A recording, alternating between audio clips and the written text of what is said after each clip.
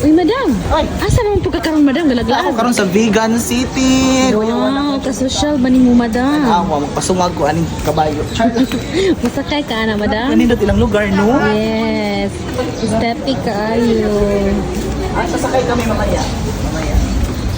Yan. Magla-lunch muna kami, kuya. Oh my God. Later, I will experience this one. So, magkano, kuya, yung ride? 200 po.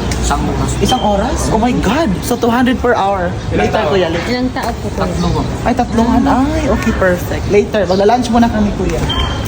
Hindi pa. Rich in culture ang vegan.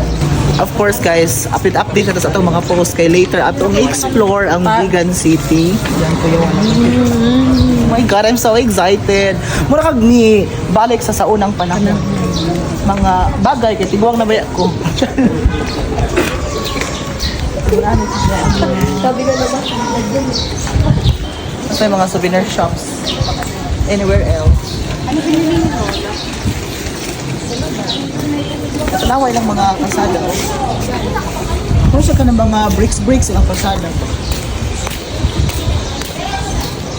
Ang among gistayhan is kuan po sa na ay kanang grabe ka aesthetic and amo ang bedroom is mura siya kanang mga mura ka kanang mura naka sa Greece naka sa mga European nga mga style. So tanaw Ito yung lang Starbucks. Starbucks dili in fairness ha. Perfect. Kay syudad magpupud ni. Alay lang style pang kuan gyapon pang vintage ay pang aesthetic. Masyad po kayo mga Eden Garden, Ay. Mas kay ice, sabi ice cream. Ah, dili murag scramble. Kuya wan. Murag tanang corner diri kay ingon ani yung makita mo na jud kag mobalik sa taunang panahon mga panahon ng Kastila. Char. So mag-ingon ani ta later.